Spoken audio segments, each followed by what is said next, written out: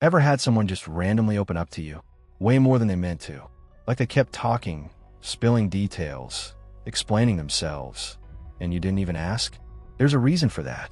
It's a psychological trick the FBI uses daily. And the crazy part, you don't even have to say a word. I used to hate silence. Any pause in a conversation felt like pure failure. So I jump in, fill the gap, keep it moving. But I didn't realize the silence was doing more work than I ever could.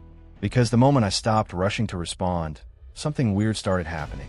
People leaned in, they opened up, and sometimes they confessed things I didn't even ask about. There's a name for this, the pressure gap. It's that tiny pocket of silence right after someone speaks. Most people panic and rush to fill it. But if you don't, if you just hold that pause, their brains start spinning. Did I say too much? Are they judging me? Do I need to explain more? That tension, that's where the magic happens. So here's how you use it. Tactic 1, the strategic pause. When someone finishes talking, don't respond right away. Just wait 3, maybe 5 seconds. Hold their eye contact. Stay calm. That little beat does 2 things. 1, it makes you seem composed and in control. 2, it makes them spiral, so they keep talking. And often, they'll say more than they intended. Tactic 2, the silent nod. Next time you agree with someone, don't say yeah or totally. Just nod, slowly, silently. No reaction for them to latch onto. Now they're stuck guessing. Are you impressed? Skeptical? Thinking something deeper? That mystery gets them talking even more, just to get a read on you. Tactic 3, the reverse question. And when someone asks you something personal, don't answer right away. Smile a little, pause, then say something simple like, "Why do you ask?"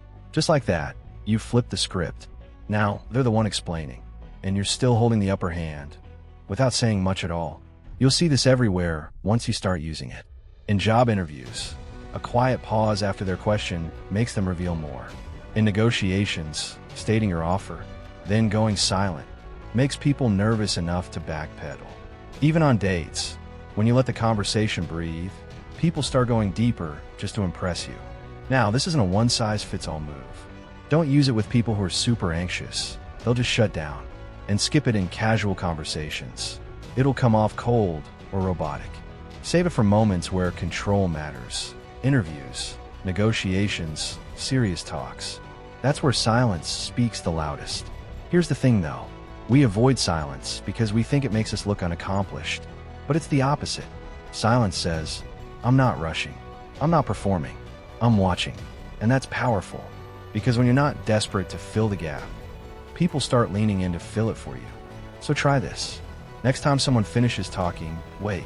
Just a little longer than feels comfortable. You'll see it in their eyes. They're searching for your reaction, trying to win you over, trying to read you.